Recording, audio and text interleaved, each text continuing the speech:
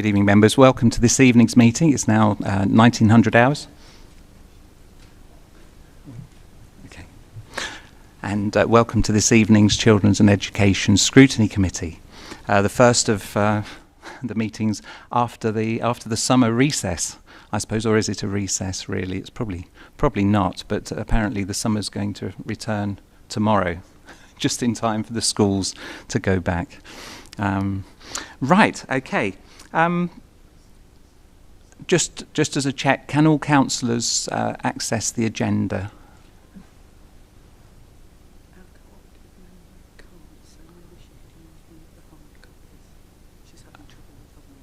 Have you been able to access a hard copy?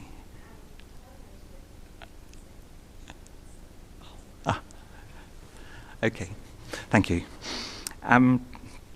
And I'd like to welcome you all, and also those that are viewing on live stream. And that's also a reminder, just for members to remember that we are live streaming on YouTube.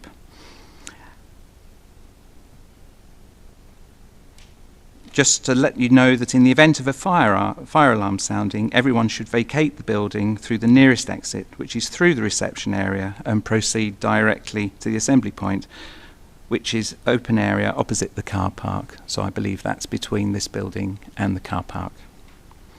I'd like to go, just going round the committee to introduce themselves for those who are watching on live stream. If I'd start at this end. So should we start with Councillor Bisbee? Good evening. Thank you, Chair. I'm Councillor Ray Bisbee. I'm a Cabinet Advisor. Thank you.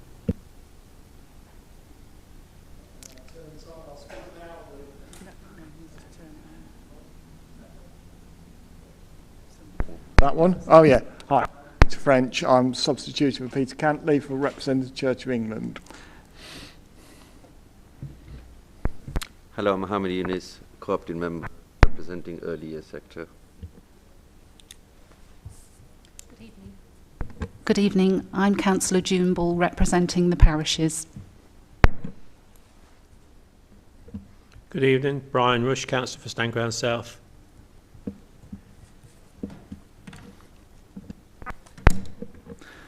Councillor Oliver Sainsbury, and I am substituting for Councillor Hussain tonight.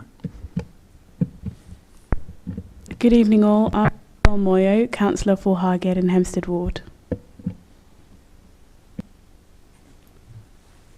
Good evening, everybody. My name's Lou Williams. I'm Director of Children's Services for Cambridgeshire and Peterborough. Good evening, everybody. I'm Paulina Ford, Senior Democratic Services Officer supporting this committee. Thank you. Hello, I'm Councillor Lucinda Robinson for Ravensthorpe Ward.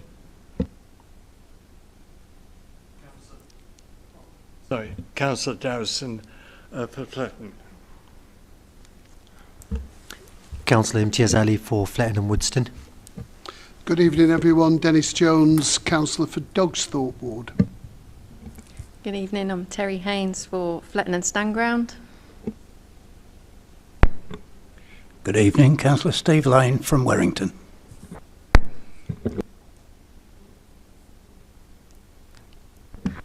Aziz, representing the co-opted member representing the Muslim community. Thank you very much, everyone. Item number 1, apologies for absence. Thank you, Chair. We have apologies for absence from Peter Cantley, and Peter French is attending as his substitute.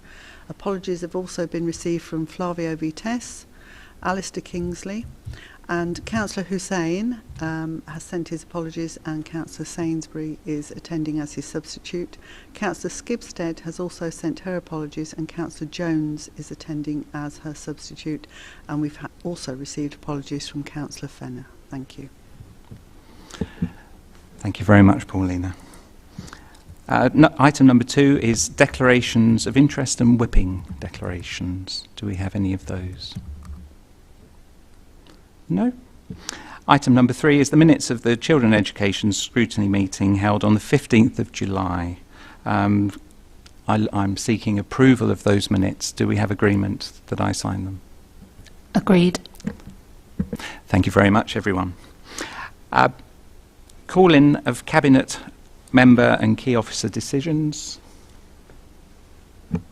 Thank you, Chair. We have no call-ins for this evening's meeting. Thank you very much, Paulina. Now we move on to the meat of this evening's meeting. I'd like to ask, I've been approached to ask if they can have permission to change the order of this evening's meeting and bring item 7 to the front, so that we can look at the virtual school first and see Dee's presentation first. Is everyone in agreement with that? We've just got to make sure our questions are in the right order, otherwise we could have some rather interesting discussions. Okay, so I'd like, Dee, if you'd like to come forward. And Dee's accompanied this evening by Mohammed Zafraz, Post-16 Education Coordinator for Children in Care.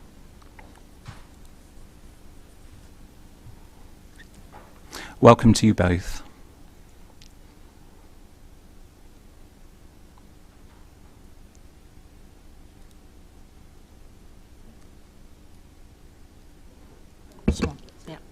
Good evening, everybody. Sorry about that little technical hitch there. Lovely to see you all again. I think I last presented to you on the 4th of March. So what we're going to be looking at this evening is the virtual school report for 2019 to 2020. We're always a little bit behind because waiting for validation of results. And of course, it's all been quite a tricky time for all of us. And I think on the 4th of March, I spoke about the challenges that we've all faced and the way, as a virtual school, we've addressed those. So you're going to be looking at a report that's quite old, but I can answer questions on that. And Mohammed Safas, my Post-16 Education Coordinator, has some updates for Post-16 as well. And you'll notice as well from the annual report, there are lots of contributions from my team. I think it's really important to reflect that we do work as a team. We're very close-knit, we support each other, a lot of collaborative working, and I felt it was important that they made contributions to this report so you could see what they've been doing to support me and the children in care. So first of all, I just want to draw attention to the development plan priorities for 2020 to 2021, because obviously they're over and done with. We're moving on to a new academic year, 21 to 22, and I just wanted to go through what we've done in order to address those development plan priorities for the last academic year. So, pretty major target for ourselves to ensure the effect of COVID-19 on children and young people's education is minimised. Well, we did the very best we could. We felt really strongly that mental health and emotional well-being was as important as academic progress. Of course, I'm not denying that academic progress is important, but I think we've all found it a real challenge to maintain our own mental health and our well-being. So we were particularly concerned that we supported the children, carers, social workers as best we could to ensure that everybody managed to get through it without too much impact. However, we have seen some impact. We've had some school placement moves, we've had some care placement moves, but we've addressed those and made sure that children have access to school place, even though it's been difficult because schools have been closed, and just to make sure that we have supported children with their learning. We wanted to ensure the voice of the child, young person is heard and acted upon at every opportunity.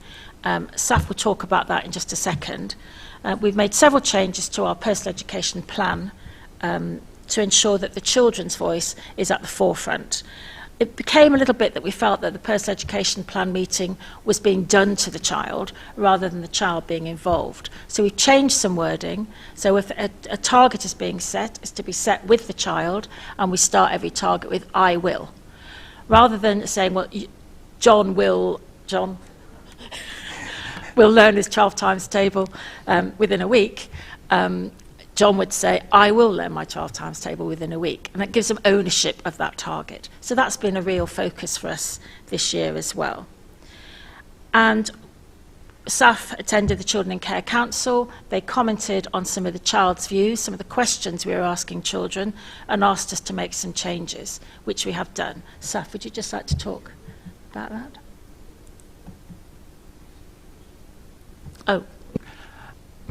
Thank you. Thank you, Dee. So in terms of the Children in Care Council, we consulted with them around about 2019 in the sort of the first part of the academic year.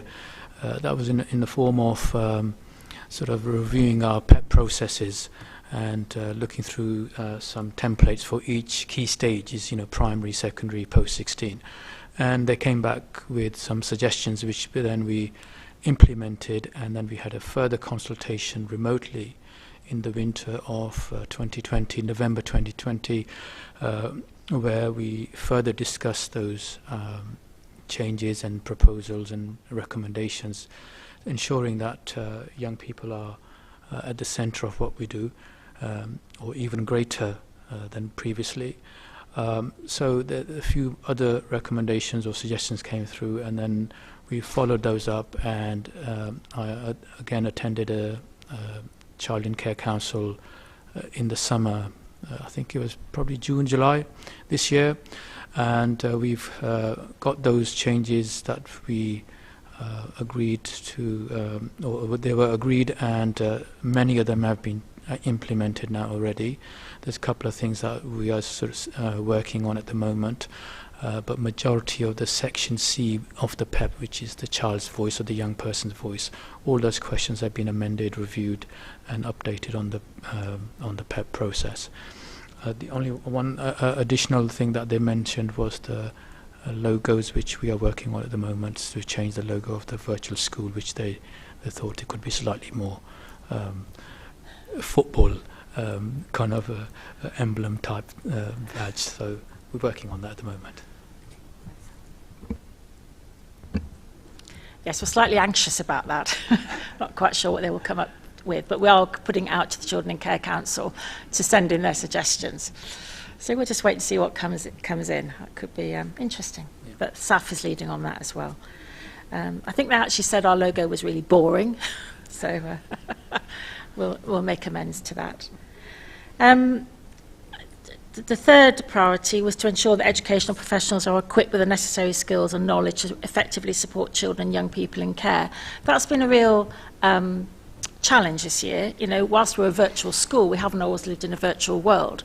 So we've had to go even further into the virtual world with online training. We've added a lot to our website. There are a lot of training videos for designated teachers that are available at any time. So we haven't had the face-to-face training, but we do feel that we've put enough out there for them to be able to understand their role. We've got current training ongoing for new designated teachers, and we've extended our training for social workers as well. So whilst it has been online and virtual, I think we have reached all the people we needed to reach. And then finally, to enable children and young people in care to achieve development outcomes, readiness for learning, and increasingly meet their learning and aspirational goals. So again, we're taking that back to the PEP with the I will. We're making sure that carers, social workers, all education professionals ask the question, is this good enough? What else could this child be doing? They don't just have to reach age-related expectations. Can they go further? Can they get a grade 9 rather than a grade 8? So we're really pushing the fact that we should all be aspirational for these children, and we want to develop aspirational views within the children themselves. So that's been a priority, and it will continue to be so for the coming academic year. It has been a real challenge, you know that, and I did mention in my report on the 4th of March that the challenge for children really, I think they've been remarkably resilient. They've really responded well. They've either gone into school or they haven't gone into school. We haven't had too many issues where we've had to challenge a school or challenge a carer or challenge a child. So they've done really, really well. And it's ongoing, of course. We don't know how the next few months are going to go. Schools have just opened today. Some opened last week. But we will be there to make sure that everybody gets the support that they need. So I'm going to throw it open to questions now. You've seen the report. And SAF is particularly able to answer questions on any post-16 issues and questions you have. Thank you. Actually, I'd quite like to start the questions just with a post-16, because we were looking at the report and there weren't any, I suppose there weren't any reports based on exams, but actually what I was really interested in anyway is what are the aspirations of the children that left school, who the upper sixth formers last year, so these would be the upper sixth formers in 2020. Do we have any data on that and how they achieved?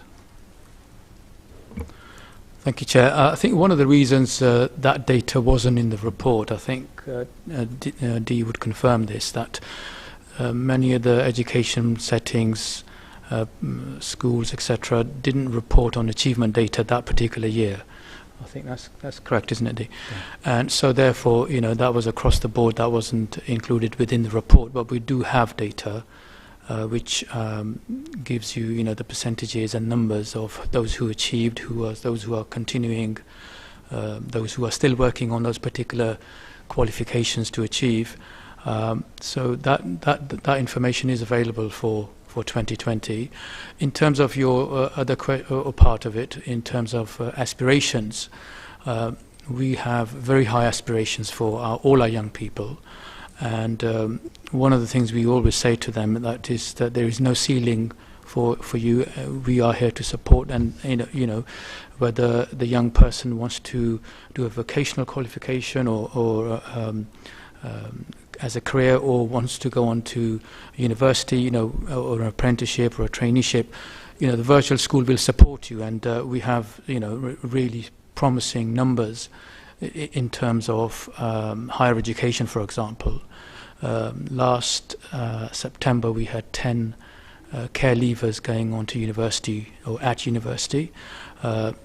2020 cohort, I think there were 3, and you can, you know, appreciate the pandemic and all the other impact that was, you know, and some young people decide not, you know, maybe have a gap year, so they may go back in a year or 2 years' time. And this year's numbers are even more promising. We have, from this year's cohort, we have 5 young people going on to university, and 2 others that I'm aware of. I'm still getting this information through, because as you can imagine, young people do change their minds, and sometimes, you know, it's not the appropriate thing for them to do.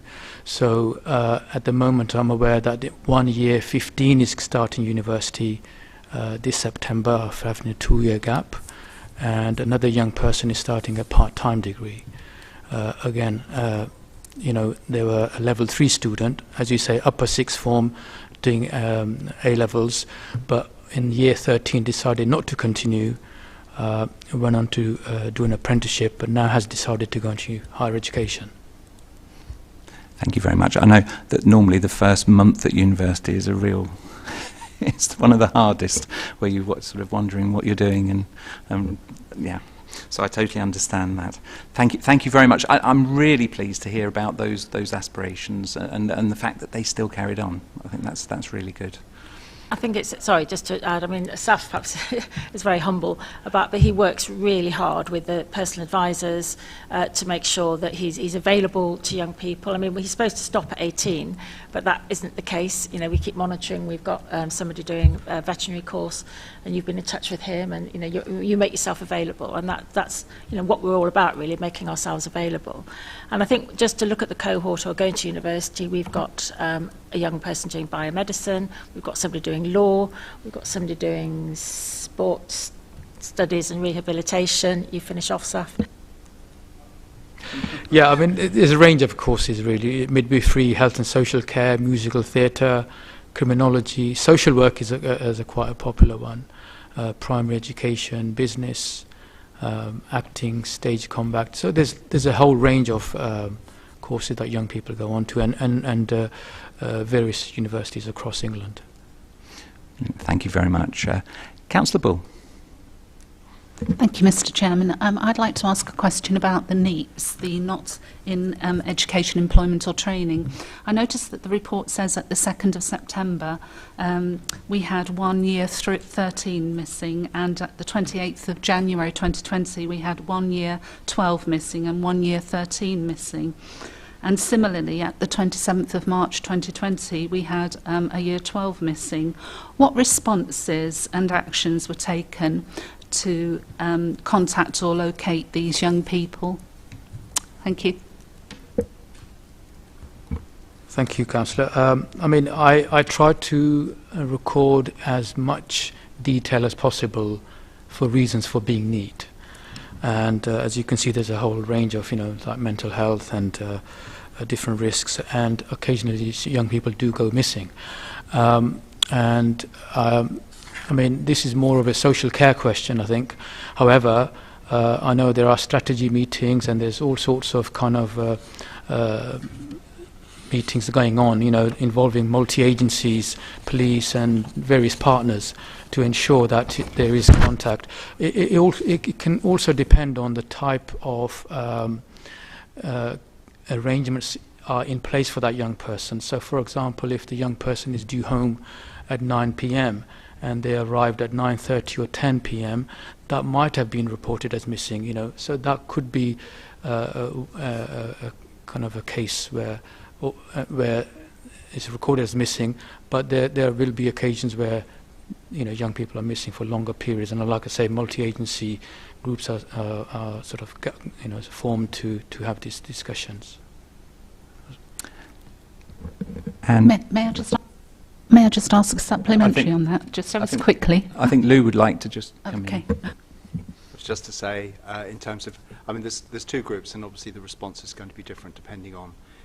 So for our young people in care, who are under the age of 18, there are missing protocols and everything else that we follow through. Over the age of 18, actually, I'm sorry, over the age of 18, it's about encouragement and engagement, because actually you're talking about adults at that point in time, and adults can actually make decisions. So that's the bit around the personal advisors who remain involved with our young people until the age of 25, if they want them to be involved for that long, absolutely up to the age of 21.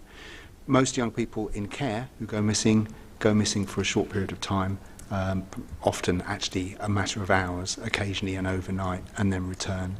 We tend to have a small number of young people who will go missing very often for short periods of time, and we will have, as has been said, we will have meetings with the police. There's all sorts of activities that take place to do our best to make sure that anybody who might be exploiting them, or if they're at risk of exploitation, that we're tackling the people who are exploiting them. But young people also do go out and go missing for all sorts of reasons, which are not necessarily, you know, in that category. Councillor Jones. Thank you, Chair, and through you. Just coming back to the educational bit with the people going to university, for my benefit, please, how many of them have gone via the academic route, sort of A-levels, and how many have gone either through BTEC or vocational qualifications? Yeah, I think that's a good question. I'd say that there's a blend there, there's a mixture. Some young people do pure A-levels, some do pure vocational courses, some do maybe one A-level and perhaps a double award vocational qualification that gives them equivalent of 2 A-levels. So it all varies. It just depends on what is best suited for that young person. You know, there's no one option for, there are many routes to university these days, as you know. And so we would support, you know, whatever is most suitable to them in terms of the subject, the need, and the course, you know, they were wanting to do. And we work very closely with schools, you know, and I think that's the key thing.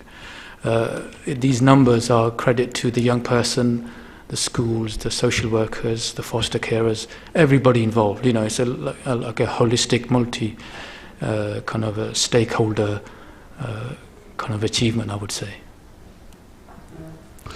Thank you. Just to follow up on that, do you have any, you know, have you experienced any preferences of people finding it easier going down, say, a BTEC or vocational route, or the structure of an A-level, and are you sort of flexing your provision in order to accommodate a trend, if you will? Yeah, I think we can start to identify at earlier, you know, in terms of their GCSE, say in secondary, what the achievements are. So if the young person's achieving, say, 8s and 9s, then, you know, they're expecting to go on to do A-levels. And it will depend on which school they're at also, because not all schools offer the vocational double diploma, for example. So it's just, you know, varies. But there isn't a particular trend. You know, it is a mixture. So, for example, if somebody's gone on to I've got a young person who's gone on to do business and enterprise. He did pure vocational qualifications, because his sixth form offered those options. Whereas if he was at another setting, that wouldn't have been available to him. It would have been purely A-levels, because the school doesn't offer that. Does that help? Yeah. Thank you. Councillor Haynes.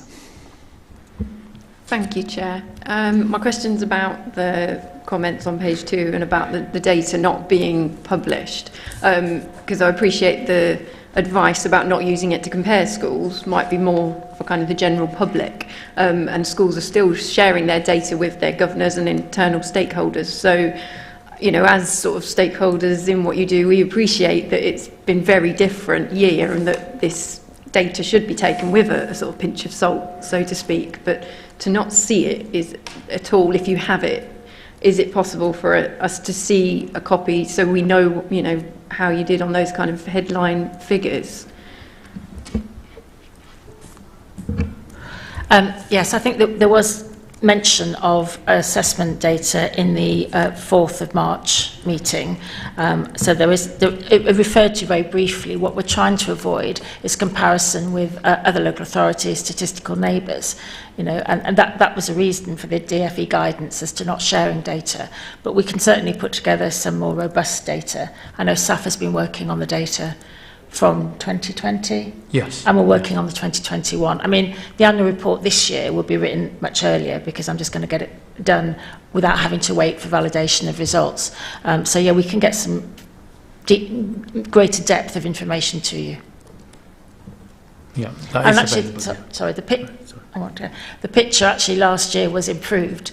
You know, the teacher assessments had actually helped some of our children. You know, I actually asked Saf that question this morning in terms of the A-level results.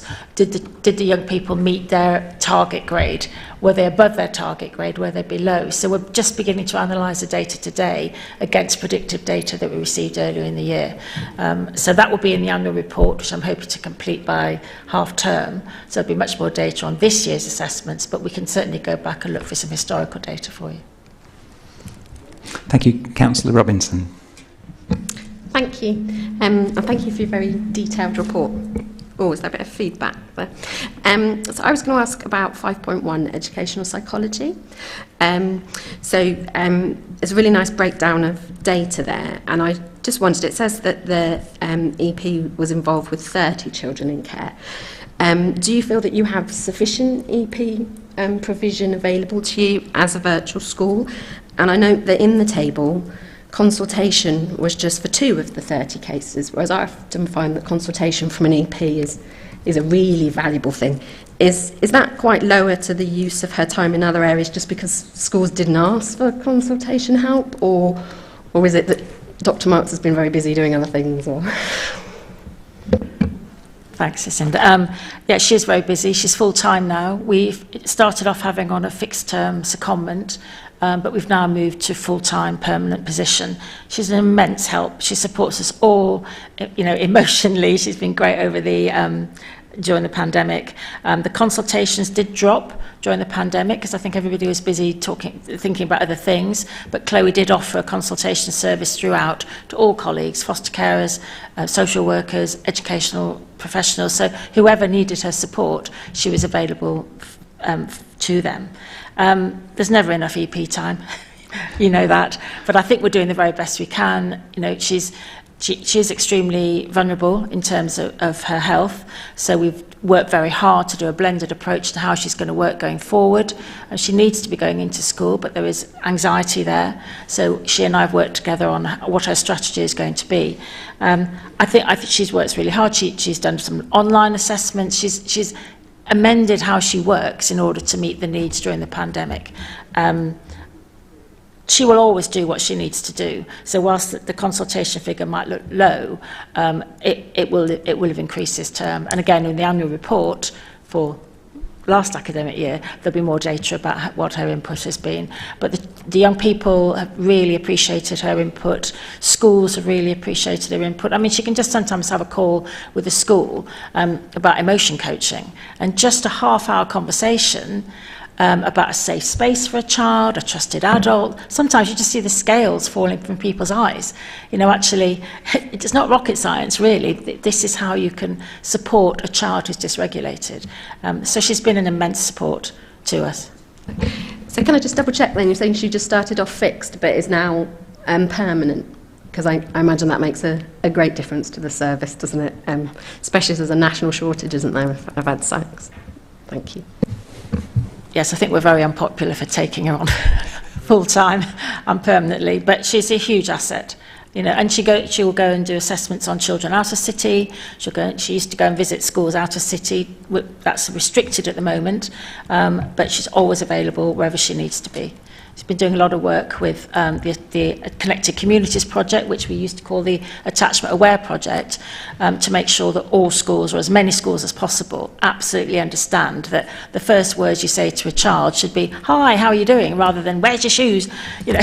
So it's really important that we get that message across. Think about the child, think about how that child's feeling, and react in an appropriate way. She's been amazing with that. Thank you. Councillor Rush. Thank you, Chair. Do you have contact with local employers who may contact you about vacancies or apprenticeships? Not directly sometimes. I mean, we would network with a lot of different providers who have strong links with employers. And you know, those opportunities are created, for example, if it's an apprenticeship or a traineeship. Any particular other training that is being offered, for example, it could be CSCS card training, it could be other type of training which is targeted for particular the younger people.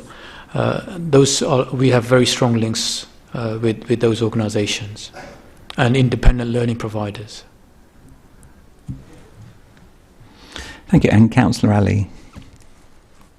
Thank you, Chair.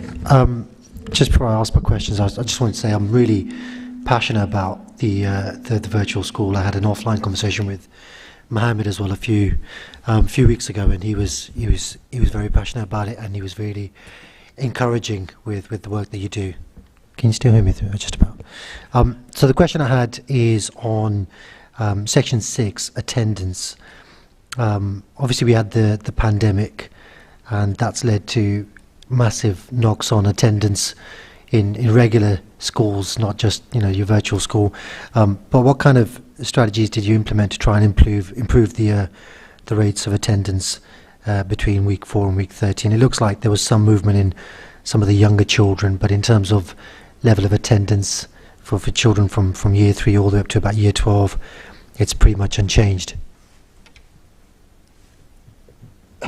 Yes, thank you. And can I also, just before I answer your question, give my thanks to your support for the activities during the summer term, which SAF organised and you supported with, and it was much appreciated, so thank you for that. You're welcome. And your question, in terms of attendance, again, it was about making sure that nobody felt under pressure.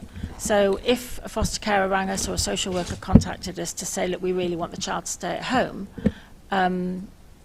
we would respect that. So it changed all the time, and in the second school closure it was raised a little bit, but whatever we did, we were speaking to the schools, they had regular PET meetings, so most of the normal activity continued, and if a child was supposed to be going to school and we were informed that they weren't, we would follow that up.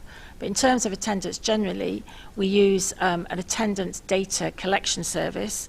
They contact every school that has a child of ours in every day, and we get alerts 3 times a day. So I might get alert to say Sam hasn't arrived at school, and then we'll follow that up with the school. Or we might get, and the thing about this is it's about safeguarding. So if suddenly a child isn't where they're supposed to be, we're alerted and we can follow it up. But it gives us a very, very clear picture of attendance.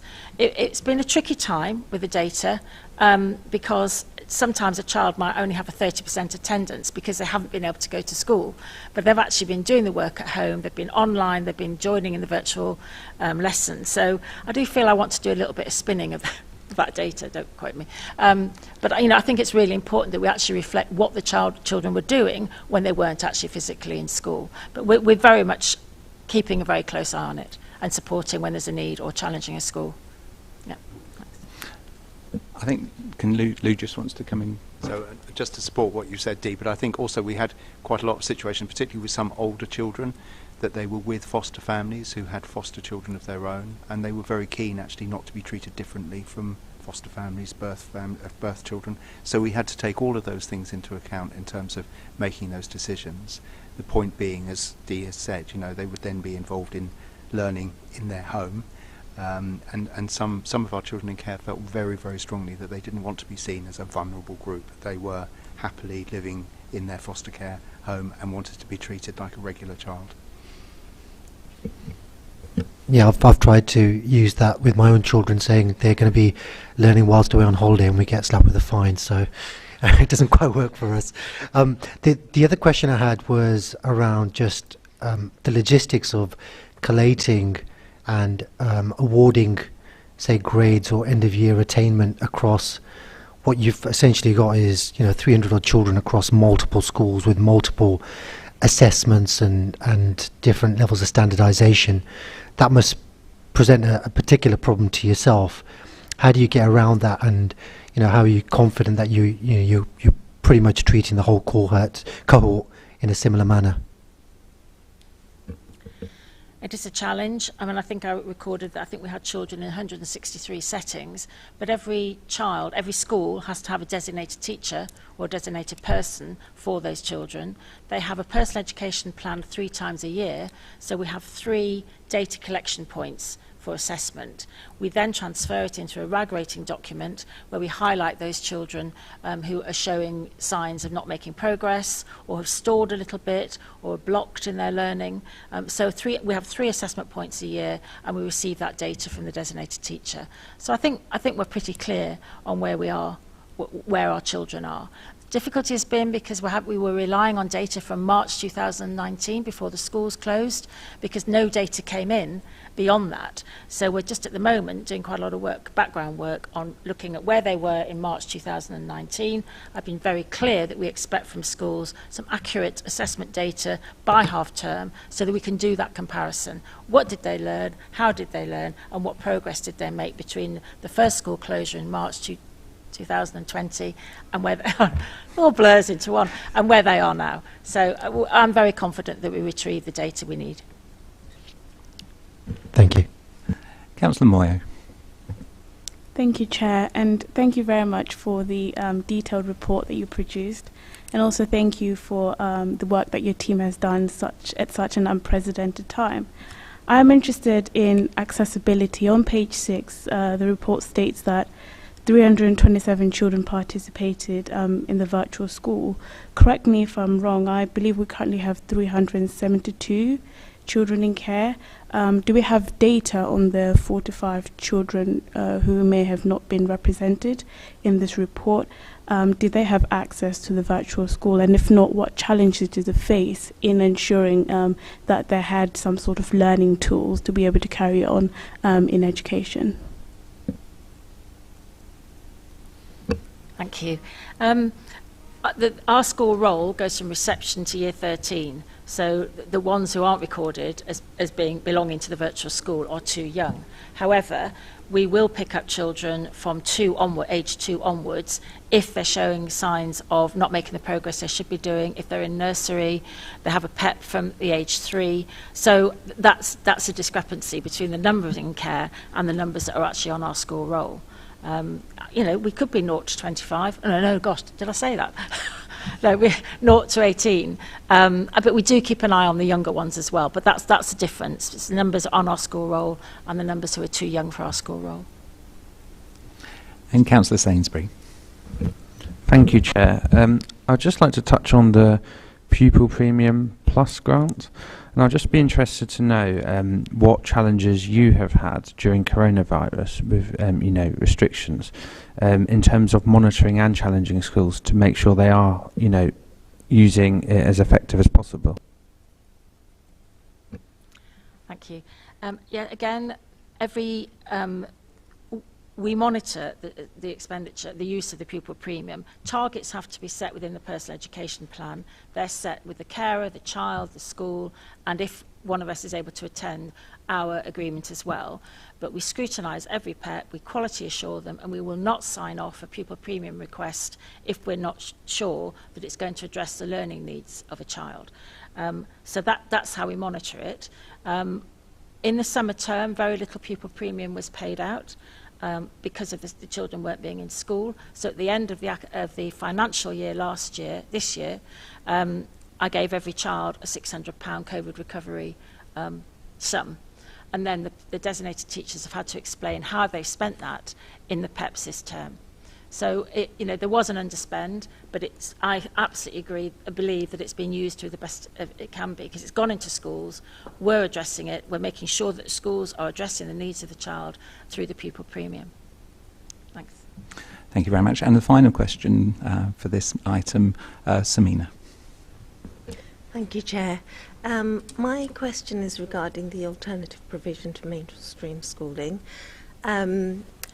How consistent do students attend school? So when they start a school, do they remain in the same school, or are they then transferred to other schools because they don't somehow get on in that environment? And also, how often are they referred to the pupil referral unit, and then how often do they come out of the pupil referral unit? And secondly, just with your response of paying the pupil premium for the summer term, I'm guessing the students were provided with virtual learning from the school, same as other students in the school. So is that not in any case? I mean, the schools treated the pupils the same as other students. So is it not sort of harming the schools financially if they were providing similar learning experiences to them? Thank you. Okay, I'll go last to first. So in terms of the recovery fund, I'll start again. In terms of making sure every child had the equipment they needed to be able to learn virtually, we did a very quick spot survey at the when schools closed to determine which children did and didn't have a laptop or a Chromebook or the equipment they needed. Any children that didn't have one, we did use a DFE for some of our older students, but I felt very strongly that we would use pupil premium to purchase a laptop for them, and the best quality we could afford, really. So I'm confident that every child who required it, some of the early years didn't need that, but if the carer said, well, they'd really like to have a laptop, a tablet or something to learn from, we would make sure they had that. So in terms of equality, our children in care had exactly the same provision, and probably better provision than a lot of the other children in the vulnerable groups. So that's that. And in terms of alternative provision, we've got 3 students, I think, at the moment in the Richard Barnes Academy, which is taken over from the pupil referral unit. Sometimes they do get a little bit stuck. They're usually in Key Stage 4, a little bit older, or Year 9, 10 and 11, where things just haven't managed to go well for them at school. And sometimes a period out of mainstream is absolutely valuable. So I have to say, once they get there in Key Stage 4, we don't like moving children in Key Stage 4. If they've started their assessments, we wouldn't move them from another school. But if a school change is necessary, we will absolutely support that. But it has to be the very last resort. We don't want children to be moving from place to place. And actually, when we looked at the 5 young people who will go to university, the main factor was that they've been in long-term foster placements and they've been consistently in the same school. So that's what we need to be working towards. And that meant that they were able to have that consistency and stability. So I'm not sure what the other part of the question was. Sorry. No, I just wanted to know what percentage of the pupils were consistently based in a school, and how many were actually transferred between schools as well. Okay. For that consistency. Yes. I think there is data there to alternative to mainstream provision in the report. I think we do really well with not having our children in alternative provision. Sometimes they have to go into alternative provision if they go out of city. We want to avoid gaps in learning, and there might be a bit of a delay in getting a school place. So we'll put in some alternative provision. But I think I can just say that, just rest assured that we make sure that we limit school moves as much as possible, and that we quality assure provisions that our children and young people are going to. I'm going out to Kettering next week to QA a new alternative provider, and I'm going up to Boston the week after to also QA an alternative provider. We keep a very, very close eye on our children who are in alternative provision. Just to add very briefly, anyone from, say, Key Stage 4 progressing into further education, we have a robust transition process. So we make sure that all stakeholders, social worker, the receiving school, the previous school, everybody who's involved in that young person is at this transition meeting to make sure there's a smooth transition from secondary into post-16. Members, thank you. So I'm really sorry. I just want to highlight something else that came in on. So in June this year, the virtual school head role was extended to include promoting the education of all children with a social worker. So that's going to add a considerable number of young people potentially to our workload. We're just working out how we're going to be doing that, but it means that the government is recognising that children who aren't in care perhaps need some additional support as well. And our focus is going to be on, again, training schools, offering training through schools to parents, thinking about after-school activities. So it's a big change in our remit, but we'll keep you informed of how that goes. I just wanted to highlight that.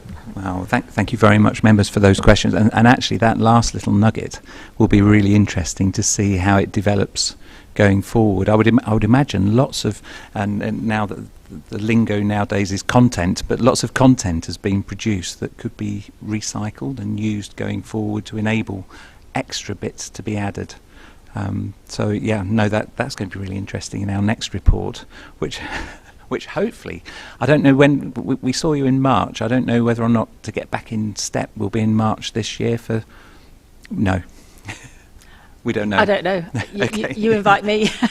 So. Okay, but that's something that we can discuss. Certainly, I think that's been a really good discussion and lots of good questions. I thoroughly enjoyed reading this report. A couple of things stuck out for me. There was one year 10 who decided they were going to wait until they were in the army until they did their maths and English, and I would strongly recommend that they did it now. And actually, although they'd probably be in year 11. And they'll now be beyond, they'll probably be in year 12 now. But actually, it's those sorts of things, if we can get people to use their time at school wisely, then it's a real opportunity that you only realise you had in retrospect. I'm looking forward to seeing what the logo looks like. I'm sure that the Children in Care and Corporate Parenting panel will be very much involved in that, and certainly when I used to attend those meetings, they were very, very good and very creative. So I look forward to seeing that. I think there was one request for, I think, could it be a briefing note on the I'm trying not to use the word results, but I've sort of surreptitiously put it in, just that for those, so that we can see. Without the comparisons, but I think it would be good for us to see that data, because I think, as Councillor Haynes said, it is available, and as almost like a governing body of the virtual school, it would be good for us to see that. But a briefing note would be really good if possible. I think, is there anything I've missed there? Are there any? No. Councillor Robinson. I'm just thinking about what you just suggested there, and I think if I was Dee, I'd think that was a pretty tough ask, actually, because while schools have, schools did their own kinds of assessments in school. Like, we may not have officially done the phonics screener, but we certainly gave them the questions and noted down what score they got. But I wonder if, as Councillor Haynes touched on, it's not currently possible to compare one school to another. If Dee could perhaps just provide us with numbers, percentage of children who are off track, say, rather than actual result data, because that would allow us to see if there's a concerning picture. rather than the number who passed this or passed that. Is that a possibility? Would that make more sense? Perfect. Thank you. And yes, thank you very much, Councillor Robinson. I think is that okay, Councillor Haynes? I thought you'd said that you had the data already, so I thought that it was a request for data you had, but I don't. Yeah, I mean, for the post-16 2020 cohort, I've created a report, in terms of breakdown, destinations, that includes the number of young people who were NEET during the year, which I would say was slightly higher because of the pandemic and the mode of learning that was offered during lockdown, which wasn't suitable for all, and the alternatives were online and remote learning. So for those who were struggling initially, and we offered the same alternative, wasn't a viable option for them to sustain. So just so you're aware of it now. Sorry, yes. I also think Dee said that the Key Stage 4 data would be in the next annual report as well. Was that? Yes. Because that would be, that would be fine. That's okay. So, yes, thank you very much. We've been asked to note the contents of the report, and I think we all have, and also raise any queries we've had with lead officers, and I think we've done that. So thank you very much, members, and thank you very much, Dee, and thank you very much, Mohammed. Thank you. I look forward to the next report and seeing how it's developing as well.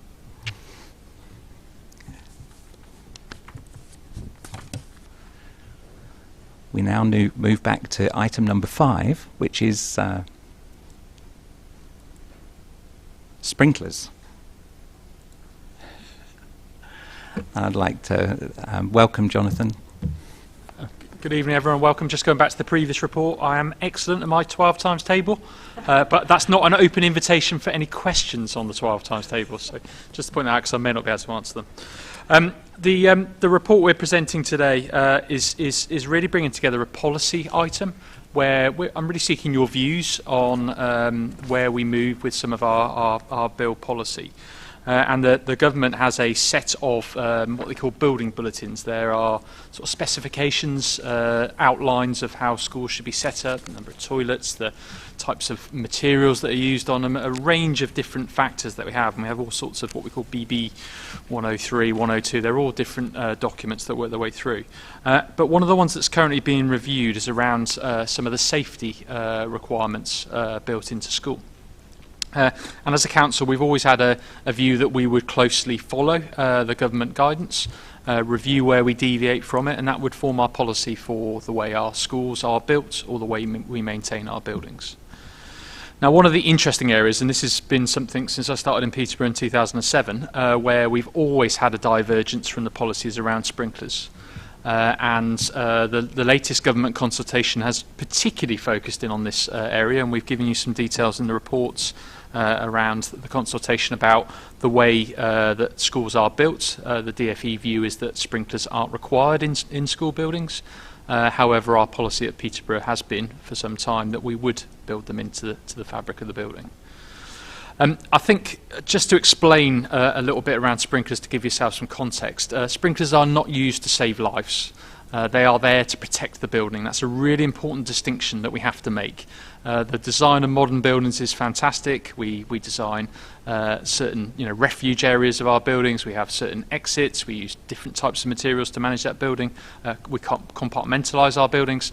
The sprinklers are not a life-saving measure. So just be really clear on that as we come into the sort of why we may want to change it. I think within the report, if you read section 9.1, it really does lay out, I think, the issue that we want to consider. And obviously today is consulting this committee on the officer's position, that we're considering this. We want to have a think about it with a view that Cabinet would ultimately make a decision about whether or not we change our policy. But I think 9.1 quite nicely lays out actually that position. They cost. To install sprinklers is about 2% of the build of the project, and obviously financially, both nationally and locally, we are challenged in terms of those costs.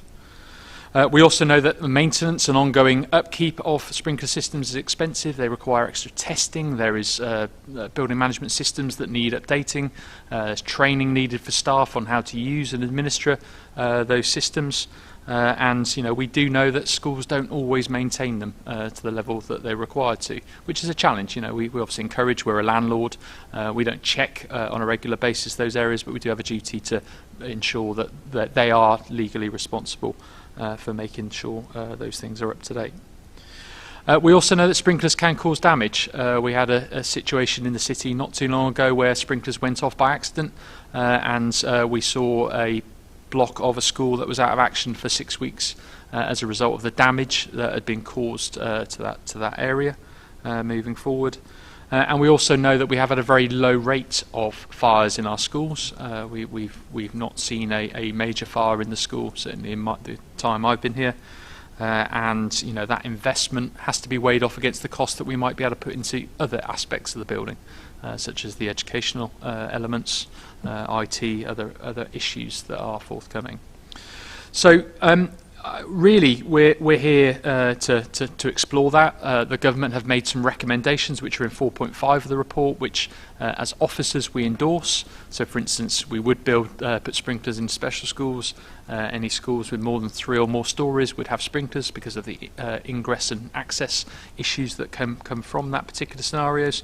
We'll continue to have multiple stairways in 2-story buildings, which we've always followed that rule without. I think, though, to sort of cut to the chase and then open up for questions, the view of officers is that sprinklers are not required in our buildings, and obviously pending the end of the government consultation and updating of their policy, our view is that we would take a recommendation through to Cabinet that would be the view of the Council moving forward for those reasons that I've explained. So happy to close there, and happy to take any questions. Just say one more thing.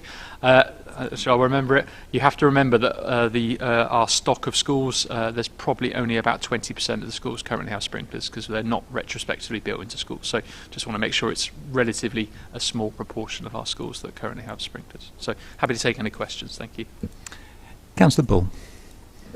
Thank you, Mr. Chairman. It's accepted that a fire alarm system is to protect people and a fire suppression system is to protect the building, as you rightly say. As the DFE are not responsible for the upkeep and maintenance of the building, could this be why the output specification for schools did not include a sprinkler system, as it wasn't deemed necessary or appropriate until now, when its consultation concludes that it will only be for new builds? And is this requirement, in your opinion, necessarily going to be retrospective or not, is the query. Thank you. In terms of the Department for Education, they actually have a growing role as academies move into their control away from local authorities. They provide much of the insurance for schools now. We still insure our own buildings through our own policies. So actually they would be the ones taking the hit if there was damage or requirements to go through. So I think it's a level playing field, I think, with that particular issue. In relation to retrospect, I assume that was in relation to if we extended the school, for instance, would we continue to include sprinklers? And I think that would be on a case-by-case basis. It would very much depend on the design and the layout of the building, and it may be appropriate we do that. So what I wouldn't want to do is close that avenue off in this policy. I think this is a starting point. Our policies always are. Obviously, there are other considerations such as planning and other factors that we may have to take account of when we make the decision about whether we include that in the design spec. Can I just ask supplementary on that case-for-case basis decision making? Have you any historical data to back the issues around design and their requirements? I mean, you're saying you're going to do it on a case-by-case basis, but what are you going to draw on to be able to determine what criteria you're going to use apart from design and maintenance? With all school build projects, we go through a specification of need process at the start. Obviously, that will take full consideration of the existing build that's been in place. That's probably the key criteria: what's there, what's needed, and will there be a requirement for it? Again, it can't be a blanket, yes, we have them, no, we don't, because they may simply not be needed. A one-storey extension, for instance, isn't going to need them. If we were building a three-storey extension on the side of a one-storey primary school, we probably would want to put them in, and we would class that as a retrospective fit rather than a new build. So I think it's a range of factors, and again, I think through the process we go through with decision making, that will be very, very clear in the Cabinet Amendment decision notice why we've made that decision, because it will always be over £500,000 for this type of project, particularly if sprinklers are needed. I'm grateful, thank you. I'd like to go next, but I'd like to use a question that Alistair Kingsley put forward this afternoon. Unfortunately, he can't be here this evening. But his question is: having undertaken recent school builds in the city, the topic of sprinklers was raised and as a point of contention, largely driven by parental perceptions of this being necessary safety feature. In terms of our feedback on the report, what steps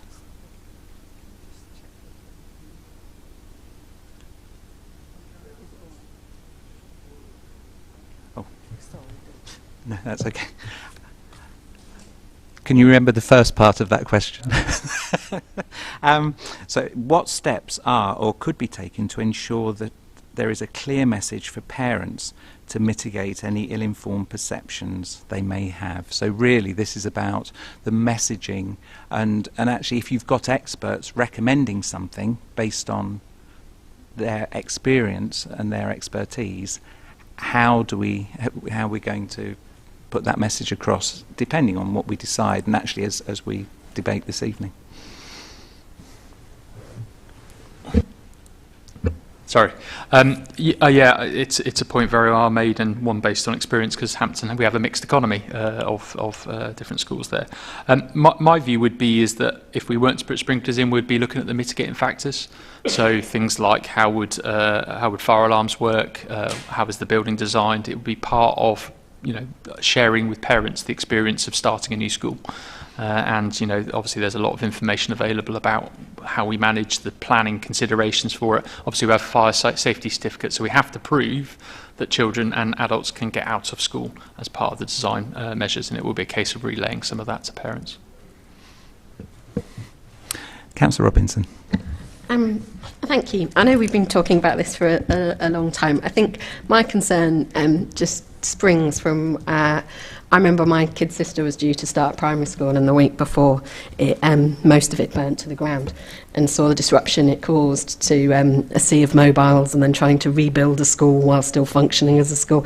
And it's that kind of thing that I wonder if sprinklers might help with. And I know when you provided a briefing report to us in 2019 that it was noted that the Cambridgeshire Fire Service strongly supported sprinklers in schools, and that the PCC insurers strongly recommended it. So I just wondered what their position was now, if you knew. And I know the incidence of fire in Peterborough schools has, touch wood, been very low, but since that briefing note, 2 Cambridgeshire schools have suffered some fires. And I remember seeing in the news Duxford Primary.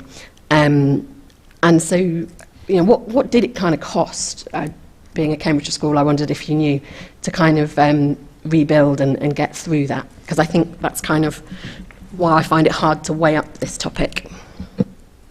And I think that's quite an economic discussion about how many fires does it take to pay for X number of sprinklers. So I think it's a really difficult one. I completely understand where you're coming from.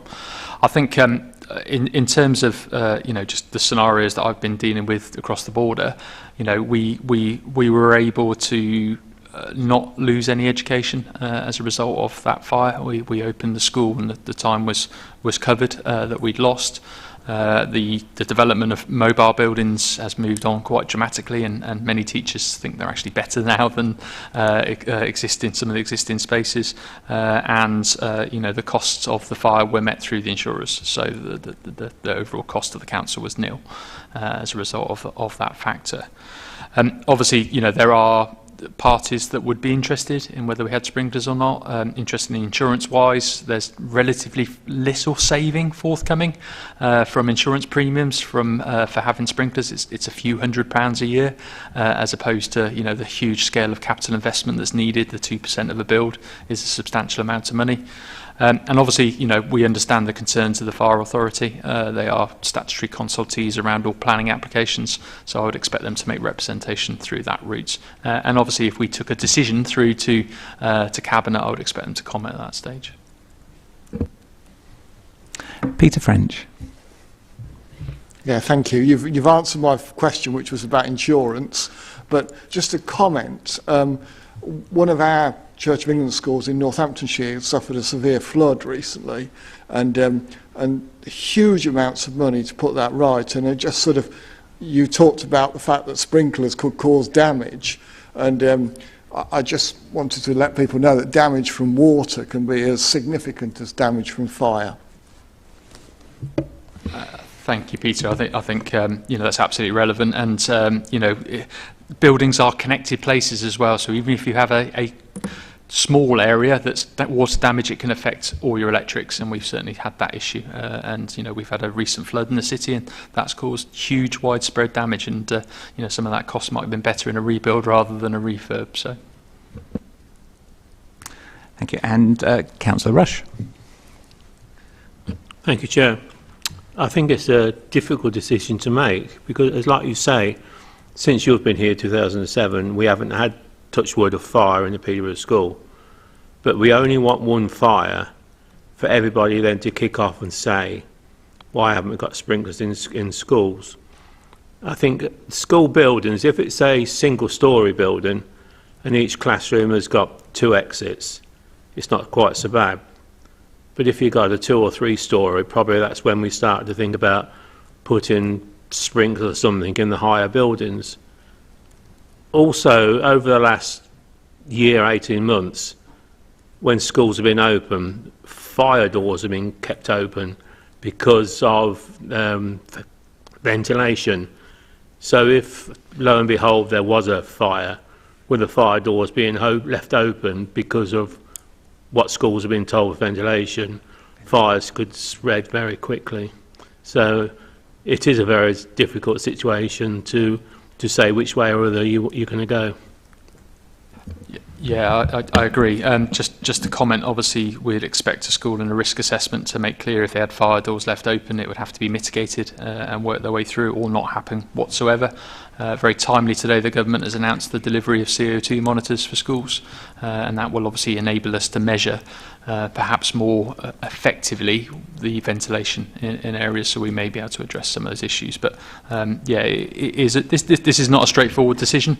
It's one that you can see both sides of the argument. I think we've weighed up the totality of the decision, the cost, the implications on the school, the ongoing costs, the risks around safety, and that's where the view is being reached. But this debate this evening is very helpful for helping us form the view on, when the government publishes its outcome, what we put through to the Cabinet process. I've got Councillor Ali next, but I'd just like to ask a quick question, because we've got the difference in specs for special schools, but we also have lots of pupils who could attend special schools going to other schools. Is there an argument to be said that actually they should all be at the same spec? Because you could have the same requirements in every building, possibly. So, I think the focus from the DFE's perspective were children with profound and multiple needs. Yes, we have some children that do have physical disability needs in mainstream schools, or a learning need, but they're certainly not classes of children with a particular scenario. So, obviously schools plan for fire exits and alarms and the way it works. And where we need to mitigate those, and we know there's a particular scenario, we will, sometimes we reorganise the school, sometimes we introduce new measures, certainly put ramps in, we've put extra exits into schools to make sure children can be safe in a mainstream setting. But obviously, if there was a need to do more than that to mitigate it, we would consider that. I think we wouldn't in an existing school install sprinklers because there were children with special education needs. So I think this is very much focused on new build and our approach in that particular scenario. But mitigation would be there. My expectation would be mitigation would be there. Councillor Ali. Thank you. If you had 7 classrooms and each classroom had 12 sprinklers, how many sprinklers would you have in total? That's just me messing about, so ignore that. Can I put a written response back to you yes, after the meeting? Yes, please, if you wouldn't mind. I did have a serious question. You said sprinklers don't save lives, and I think that's really important. But I didn't like the way this report was written. Nothing personal against the author, just the way it was written, and also your presentation. It almost made me feel like we're leaning towards a decision, and it didn't feel like a really open consultation, which I know this is. Sprinklers don't save lives, but from my understanding, sprinklers do allow for escape routes. So they do stop the fire spreading from certain escape routes in certain circumstances. Certainly that's the spec I've seen on certain sprinkler systems that I've come across. You did a questionnaire and you had a number of responses on the questionnaire, and I was just thinking, like, when you do a questionnaire, you've got to make clear that either this is a cost-benefit analysis, this is what it's going to cost us, and these are the benefits, or you say we want to save lives, save buildings, we want to follow recommendations. And given that there's inconsistent advice, I think it says in the report as well how we decided that all future schools were going to have sprinkler systems, but then we did another risk assessment and the findings were different. There's the conflicting advice there. I just feel like this is something that we shouldn't rush into when it comes to a decision. I think if you ask anybody, unlimited resources, what would you want? Certainly in a school, certainly the emotional attachment of people's children attending those schools, whether you tell them they're there to save lives or not, people will always err on the side of overinvestment for the additional safety. So there's not really a question there. It's more of a few comments from me and probably something for you to take on board. Yeah, thank you. And again, this is a balance we've got to draw here as a local authority. What I do have to say, though, is that the way we design our buildings, we design out those issues. The need to have sprinklers to get people through certain routes. We just don't design the school so it allows it to have that particular flaw. So that's where we have very modern square designs, lots of exits. We don't have long corridors anymore that are connecting areas. The design is there to avoid the need to have that provision. And that's very clear in the DFE spec that they want to design out the risk around fire. So that's just an important consideration to have in there. I'm not sounding heartless. I think this is a balanced decision around the cost benefit against safety. I would not compromise safety in any Peterborough school. As a result of this financial consideration, it would be for me to come back to members and say I need sprinklers in that school, and that's where the we would have exceptions if we needed them through the rule. Thank you. And Councillor Moyer? Thank you, Chair. I welcome this report, especially in light of the Grenfell Tower disaster. Given investment in fire sprinklers is non-statutory in our financial situation as a local authority, how do you plan to address the financial implications of the ongoing maintenance of the suppression systems, and is there support available going forward? The costs of running a school sit as part of the delegated budgets we give to our schools. So we have a funding formula that's driven by a national requirement, and our role as landlord, and that applies to academies where we own the buildings or maintain schools, is to check and encourage them to do that work. That we don't have a revenue budget to pay for the servicing of those areas. It's an expectation as a landlord requirement, as you would if you owned a flat, to have a safety inspection of your electrics. It's the same requirement we place on schools to do that. So, anecdotally, and that's what we picked up looking at this historically, they haven't always been maintained, but the expectation is, and the work we've done through NPS, the Norfolk Property Services, is that we are checking and making sure that work is happening. But there is not a pot of money to support schools. They have to find it as part of their delegated budget share. Councillor Haynes. Thank you, Chair. I think if you think sprinklers, fires, Grenfell comes to mind, and this report does mention about a question about combustible materials, so that's where my question's kind of going. I'm sure at the time all our schools were built that the materials used were within the planning regulations at the time. I was just wondering, do we have any idea about the combustible materials that might be used in our schools? Because I think that's something parents might sort of think about. Do we have an idea about the materials that we used? Are they still within the regulations? Is that something we've assessed? We have full condition surveys for the schools that are maintained, and it's a responsibility for academies to do the same. We have asbestos surveys for all our schools, so we know where all our asbestos is. And interesting, when the Grenfell issue came out, we had details of all the building materials that were used on our buildings, so we were able to answer that question very quickly. Are they still the latest spec? No, there will be areas where there is a lower spec was used at a time that wouldn't meet the requirements anymore, but that's similar to a household where things change and standards develop. What we do though as part of the condition survey is look at those areas where there are materials of concern or things that we need to address. So we've done a lot of work on the electricity systems in our schools. We replace them as part of our capital maintenance works. So we're very much on top of it. We do have those condition surveys, and we've got a prioritised list that will change. If they suddenly say this material, no, we know where they are and we go in and take that out and deal with it. Let's hope that there's an environmentally friendly modification that could be made that's also fire resistant and solves all the problems. And actually, I'm sure someone's working on that. There must be. Councillor Robinson.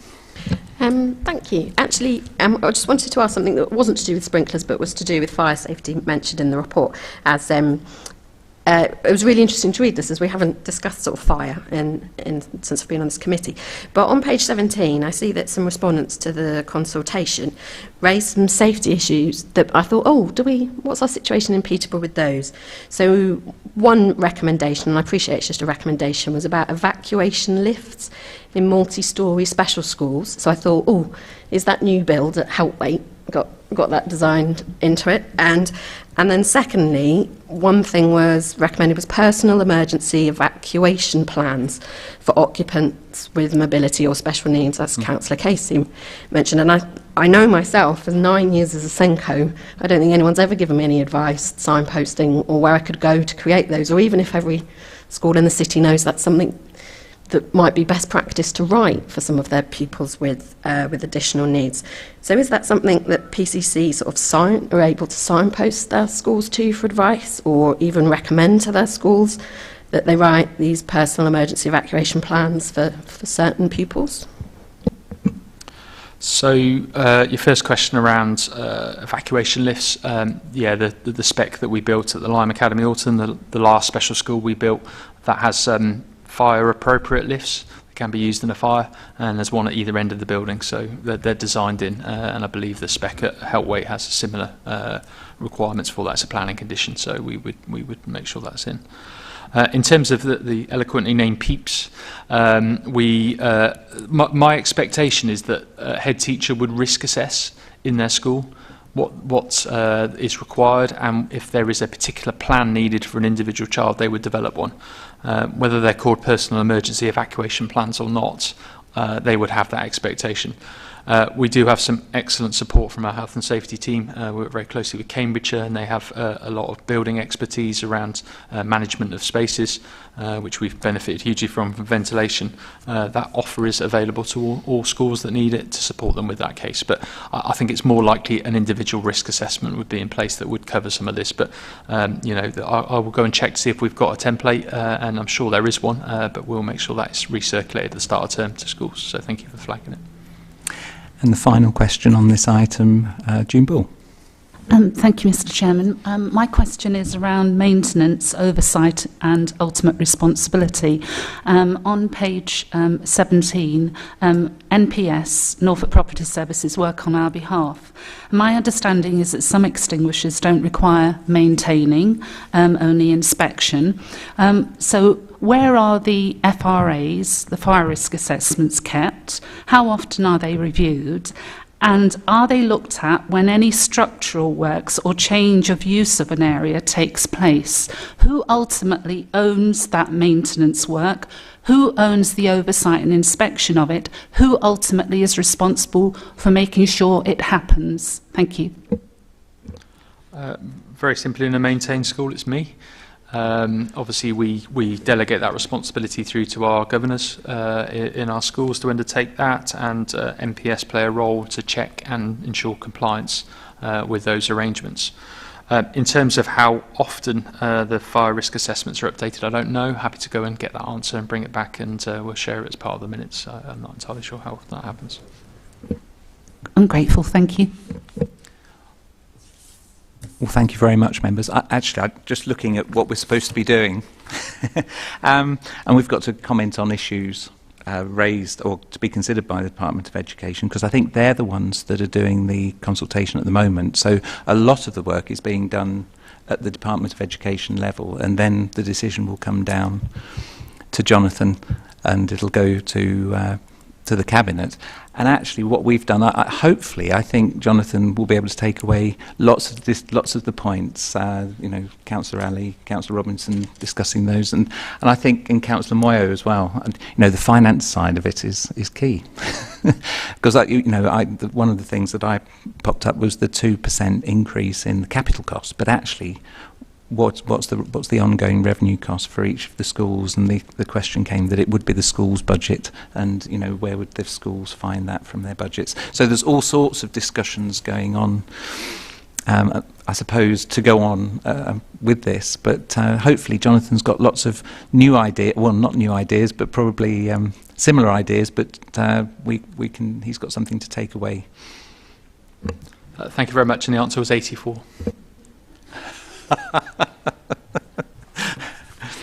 Thank you. So, members, we now move on to the final item, which is number 6, and it's the Peterborough Sufficiency Statement. And Lou Williams is hot-footing it round to the other end of the room.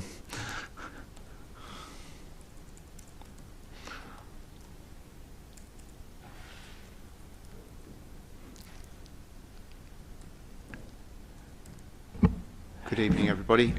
So, yes, this item is about a sufficiency statement, which is it's the main area of this item anyway, which is a statutory requirement for all local authorities who have children's services responsibilities to have. And essentially, it is designed to set out the types of needs in terms of placements for children in care.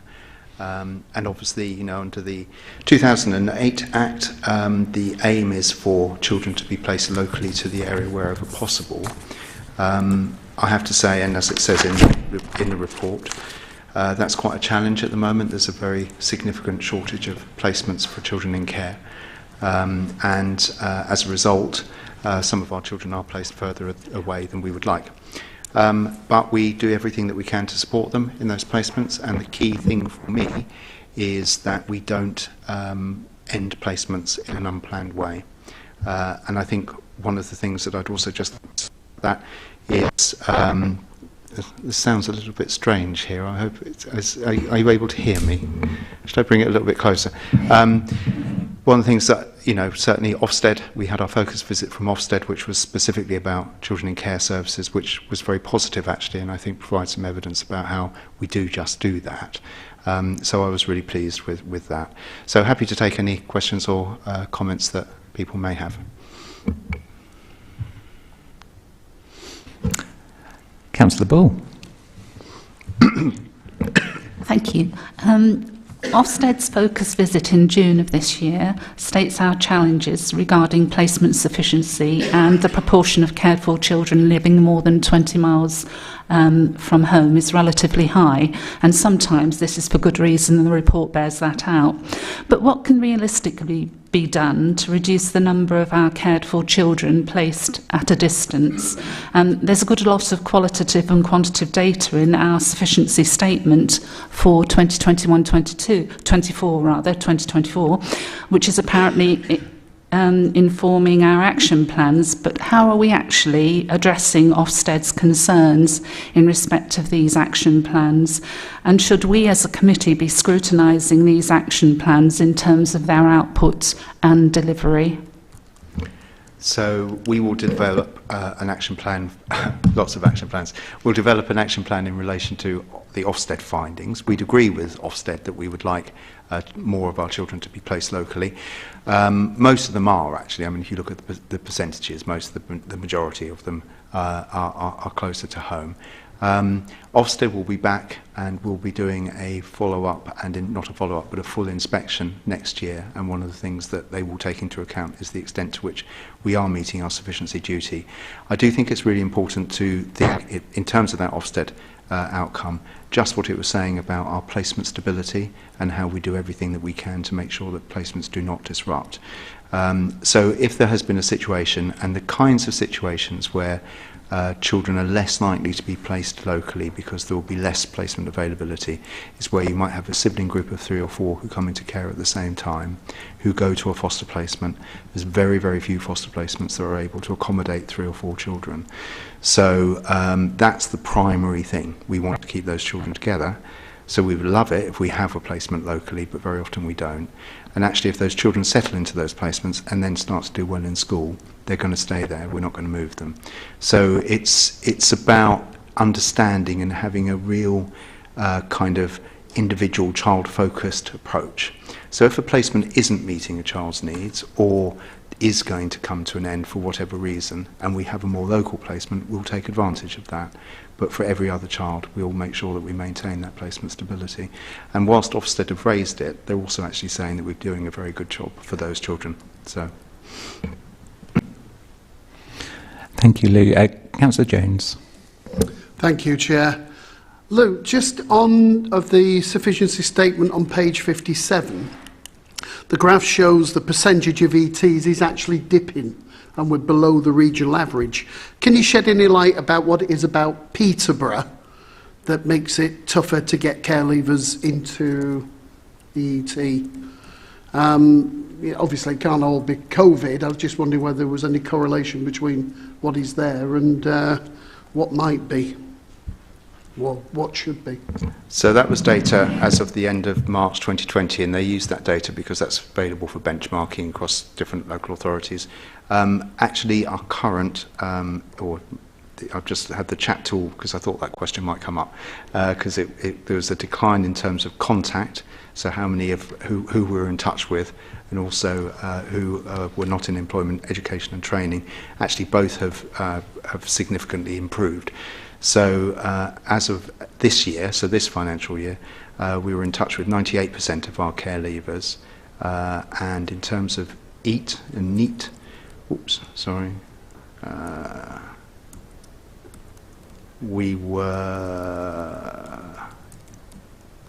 had 59% were in employment, education and training. So it's gone back up again. And actually, I think, if you want, I think the honest answer was that we had a change of manager and around that time, and that manager has put a huge amount of effort into driving up performance. So I don't think there's anything to do with COVID or anything to do with that. I think it's just about having the right person with the right skill set, noticing that there's been a bit of a change and doing something about it.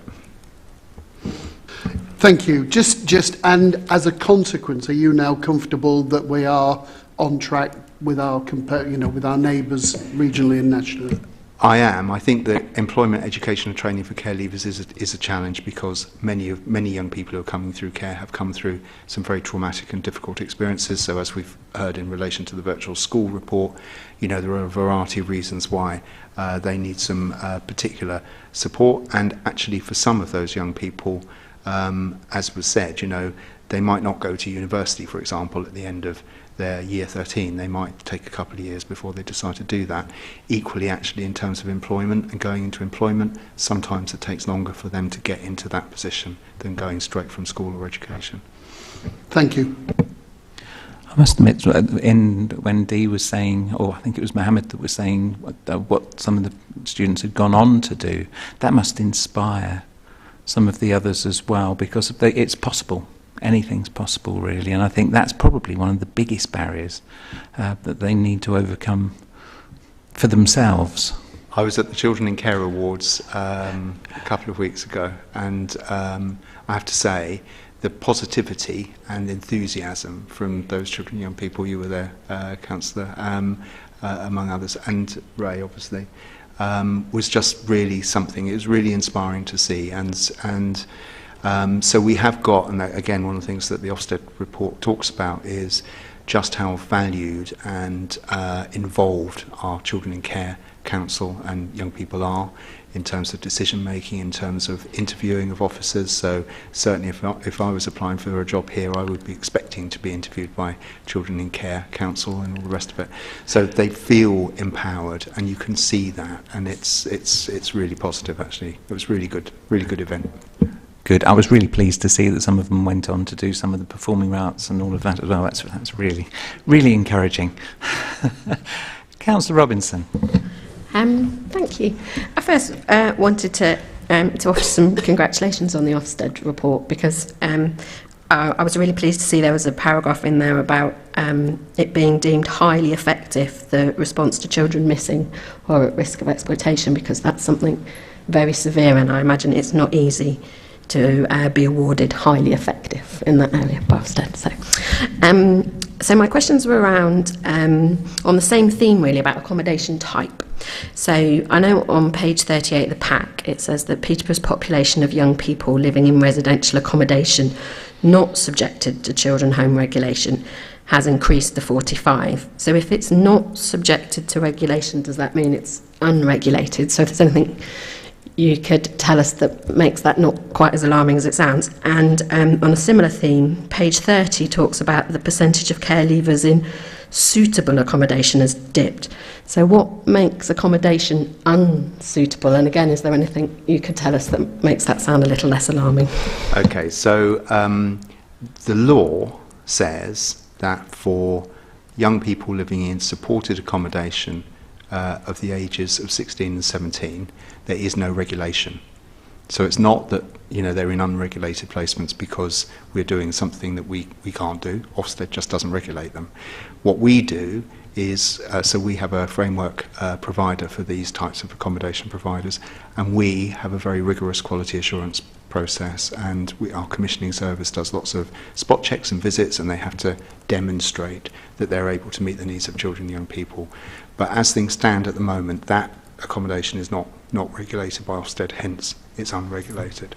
It's very suitable for quite a large, for a number of our children and young people. We don't use it unless we think it is going to be in their best interests.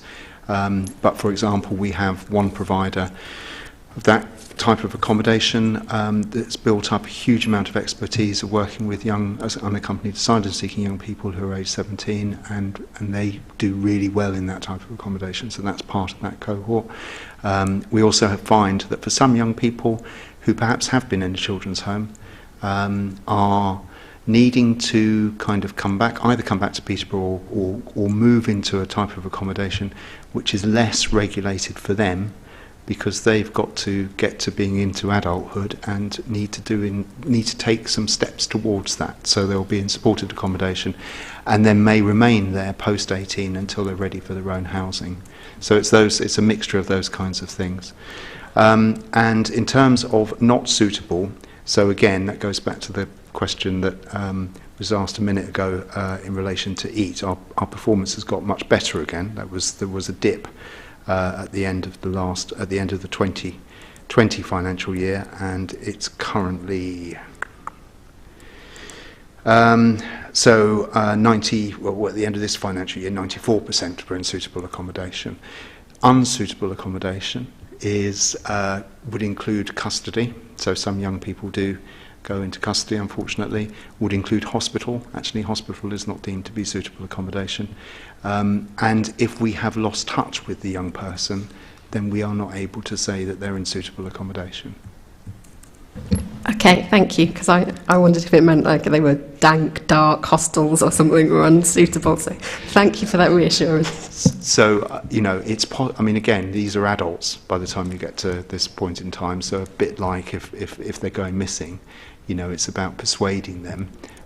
Sometimes they make choices that we might want them to make, and they're not in the best quality accommodation, but we will always still be working with them and engaging them and trying to persuade them that they have other options. Councillor Haynes. Thank you, Chairman. Having a read of sort of the Ofsted letter and the report in general, there's lots of positives, like saying the work's being done really well. But what struck me was that there was mention of the written records. And I seem to recall, from the youth justice, youth offending services, there was a similar comment about the work's being done, but the paperwork's not being done. I just wondered, is that a time issue? Why is that kind of cropping up in different areas? So I find it very interesting. It's been said about Peterborough staff for a very long time. What's also said about Peterborough staff, though, is that they really know their kids. And if you sit in front of an Ofsted inspector of any of our social workers, they really know them, they can articulate them, they can bring them to life, they know what's important to them. It's not necessarily written down in the detail that Ofsted inspectors would like to see on the file. I'd rather it was that way round, to be quite honest. And I think that the comments in that letter were around supervision recording. And we did challenge them a little bit on that comment, actually, because they were saying that there wasn't any evidence that supervision was driving plans forward.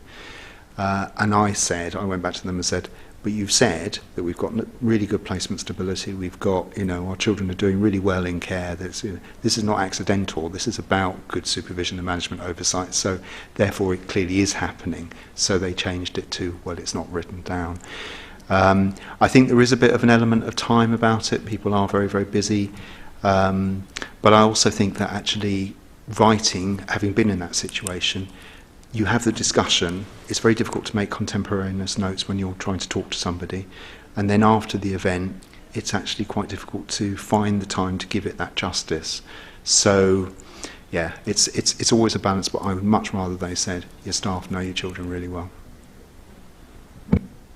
Can I just ask then, are you confident that sort of the records are good enough that it's not hindering any of the children's sort of care if they moved, schools, supervision, something like that, it wouldn't hinder that?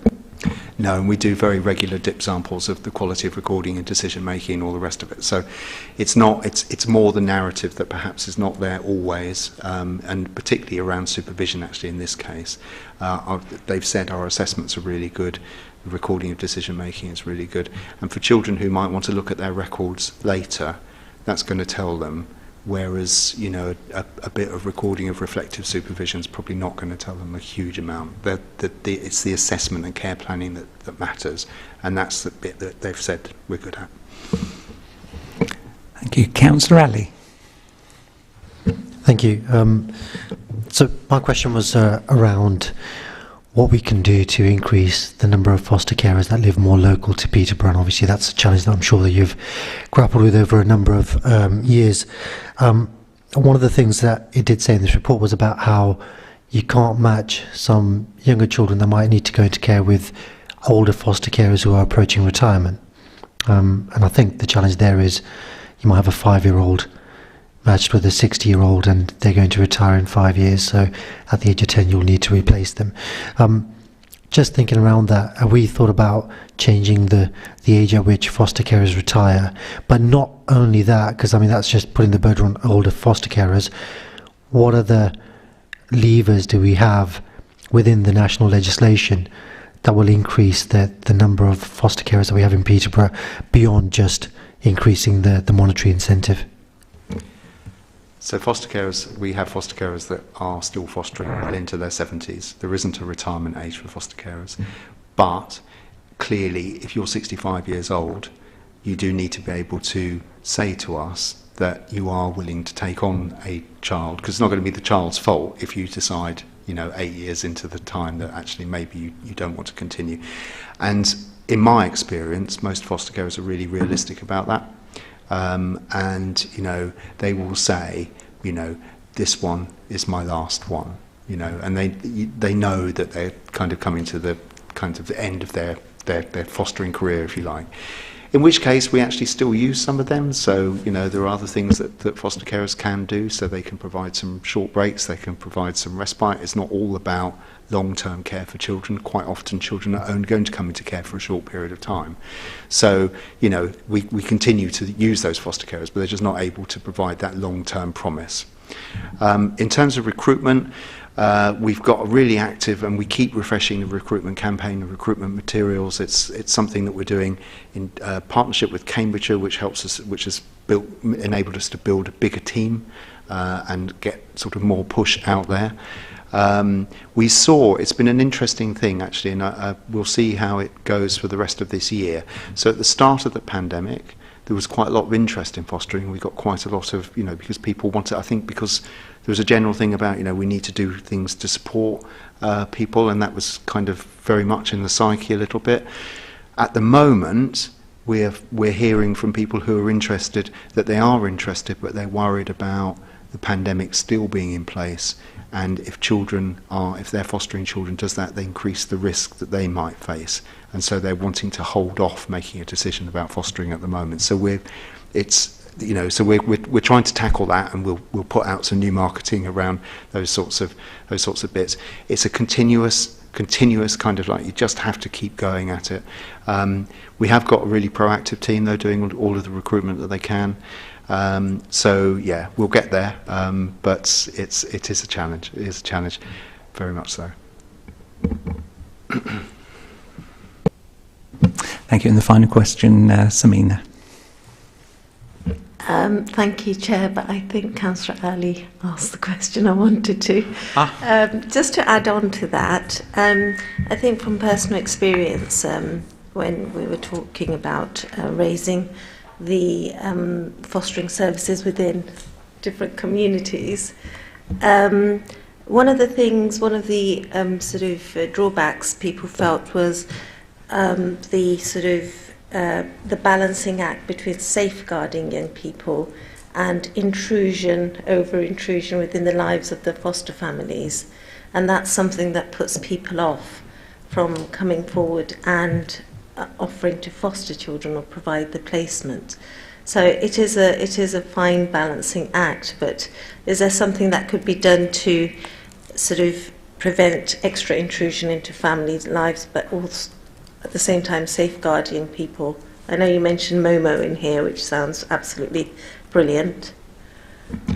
Fostering regulations are very, very clear. We have to comply with fostering regulations, and we are actually putting our most vulnerable children into a home where there isn't scrutiny, actually.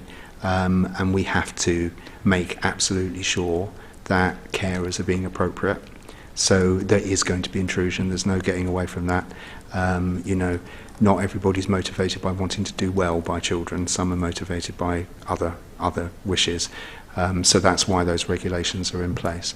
What I would say is that we're also, you know, it's a very supportive service, and foster carers really value the support that they get from their supervising social workers, and I don't think would describe it as intrusive.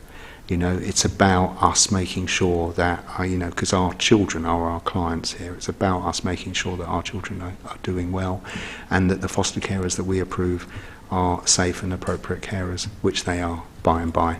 But every now and again we will find that we have to take action against some individuals because they've not been able to meet the needs of their children, or they've not acted appropriately. Thank you. And June's got just a very short comment. It is a short comment. I have to praise you for being one of the 10 local authorities to inform the government's care review. And so I'm just really wondering, after their 3-day visit, when we're likely to get a report back from them and any feedback, and whether this committee can be party to that. Thank you. They've not been particularly clear about when. So what they're saying is that all the visits to local authorities should be concluded by the end of October, and then they will be doing some further work sort of internally. They've also got various kind of by experience panels, if you like, so parents and children and young people that they're wanting to involve in the process. And they want to, what they're saying is that they will then want to come back to us with drafts of their findings so that they can continue to have an iterative process about actually, you know, what are we thinking and does this work? So they haven't really put a kind of final timeline on it. They will want to speak to the cabinet member, they will want to speak to the chief exec, and they will want to talk to some of our children in care. So it will, you know, it feels like a good opportunity. I think it might be best that I maybe do a briefing note just after they've come, and maybe we'll have a bit more information about timing then. Thank you very much. Actually, one of the things that really stuck out for me was in the Ofsted report where it said that we were a conscientious corporate parent, and I must pay tribute to Councillor Bisbee, who's the Cabinet Advisor and who has been the chair of corporate parenting now for a number of years, and I know he cares, and it's really good that sort of the tradition of corporate parenting and the children being involved in the meetings continues. And I like the way that the meetings have sort of alternate between formal and less formal. And it's really good that the participation's working. I'm really pleased to hear the reports of the awards ceremonies as well, because that's a really good event. So if anyone does get a chance or to go along to those next year, it's well worth going and seeing the talent and the enthusiasm that these children have. Right, so members, we've been asked to agree the implementation of the Sufficiency Statement and that it should proceed. We've got to thank the children in care for their contribution to developing the statement, and I think that's something that we can do, because it's really good that they get involved, and it means a lot to them. And I used to really enjoy the corporate parenting, with the questions both ways, really. I'm not sure they like me asking them loads of questions, though, but yes. Note the arrangements in place to safeguard and promote the welfare of all children and young people in care, and also to note the positive outcome of the Ofsted focus visit that took place in Peterborough in June 2021. And I think we've done that, and I think we've asked some good questions.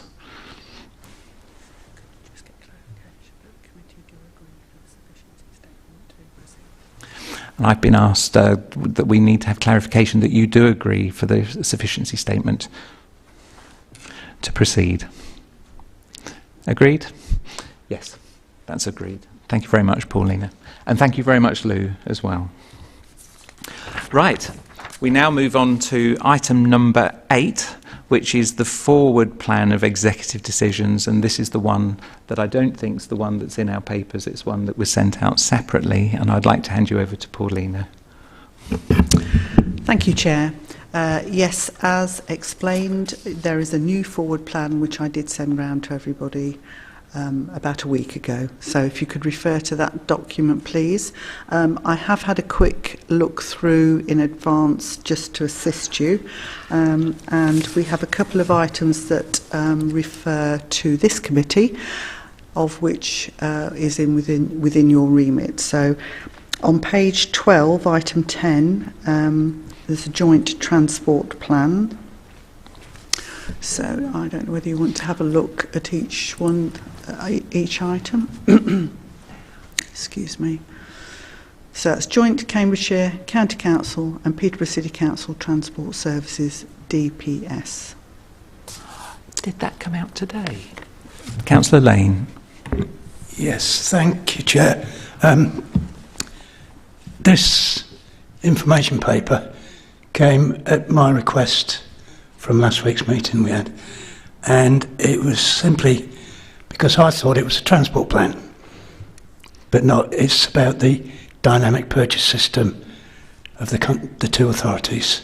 So I have no further questions on that issue. Thank you. Fine, thank you very much, Councillor. And if I can add as well, a request which I think Paulina might be addressing, the bespoke service. Do you remember that one?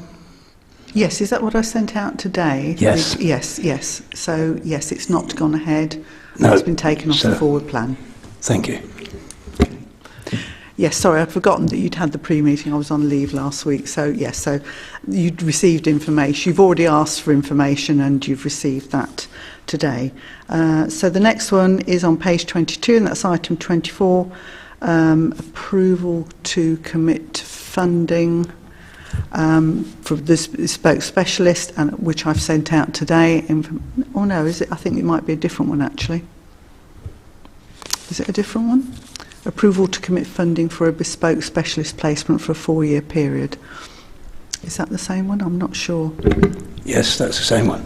Okay, so yes, so we were told it had been taken off. It obviously is still there.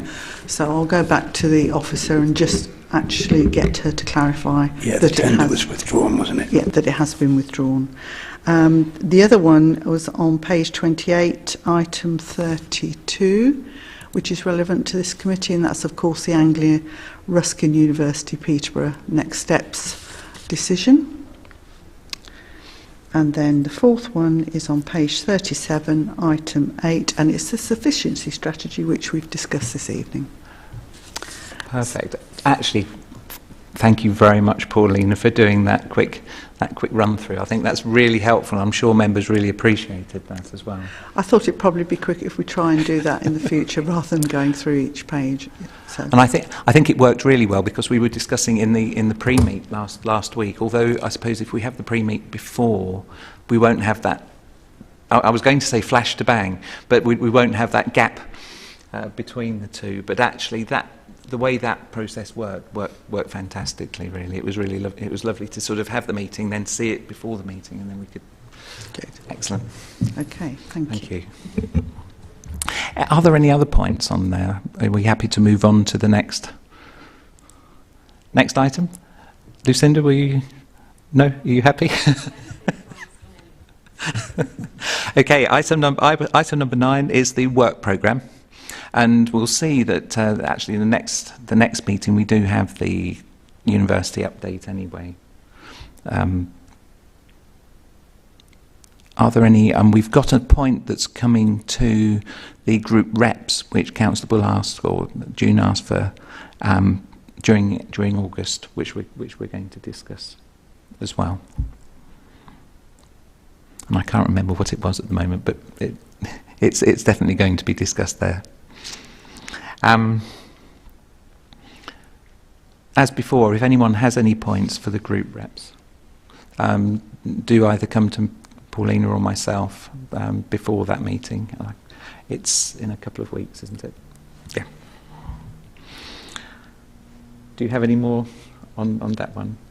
No, as Councillor Casey said, if you've got anything that you want to add to the work programme for discussion at the group representatives, then they'll make a decision on the priorities for the next agenda and going forward. So just email myself and Councillor Casey so that we can discuss it at the group reps meeting. Thank you. And then the final item is date of the next meeting, which is the 17th of November, and that's the joint scrutiny of the budget, and then the 18th of November, the day after, just in case you need a little bit more to read, our one's on the 18th, the next day. Thank you very much. Thank you very much, everyone, this evening. I think that's been a really good meeting. I think we've had some really good discussions. We've come up with some good points.